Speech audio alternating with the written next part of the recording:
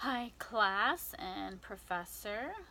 This is Charlene Matos, and I'm going to talk about family. Um, so, the first question or prompt was to talk about our own family. So, my family, what I consider my nuclear family, is myself, my spouse, and I have three children, two boys that are 15 and 4, and then a girl who's age 7.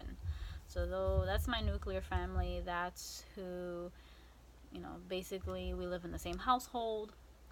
Um, I'm also very close with what's classified as an extended family, which is my mother, my father, my siblings, my nieces and nephews, um, some of my cousins that are I'm very close with, that I grew up with. Um, Unfortunately, I don't have any grandparents that are still alive. If not, I would definitely classify them as my extended family. And then I also have my spouse's family, which I get along great with them as well. Um, so that's my family. That's who makes up my family. How I define a family isn't black and white. Um, when someone looks at, my family, they probably think, oh, you have kind of like the definition of a perfect family. You have the mother, the father, the children. Um, but not all families are composed that way. So I don't think that that's a perfect definition for a family. A family can be, um, you know, just a mother and children, or just a father and children, or it could be friends.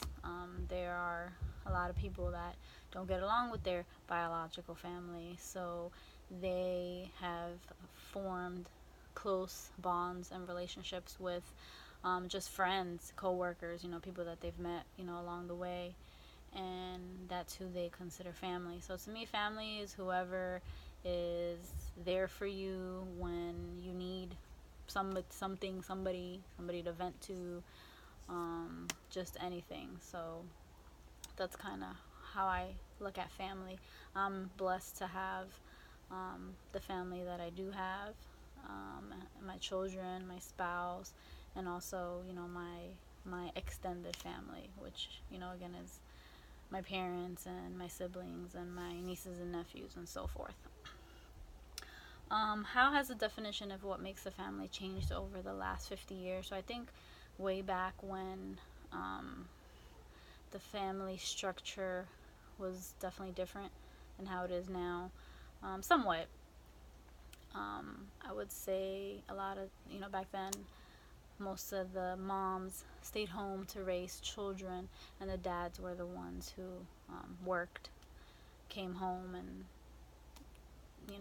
the house was clean and dinner was made, and the kids were taken care of. Nowadays, with the economy, a lot of times both parents have to work.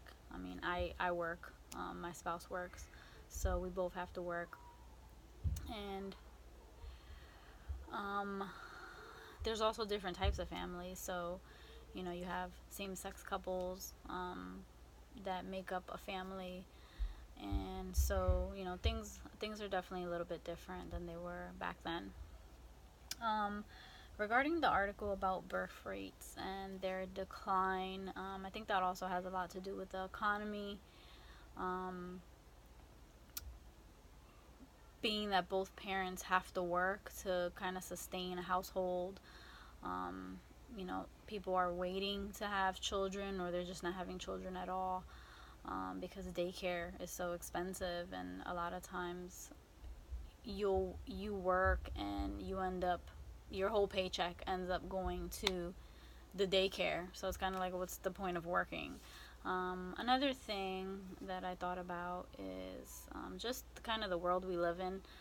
Some people just don't want to bring kids into this world because of all the horrible things that happen. So I think that definitely factors into it. Um, that's pretty much it. Hope everyone has a good day.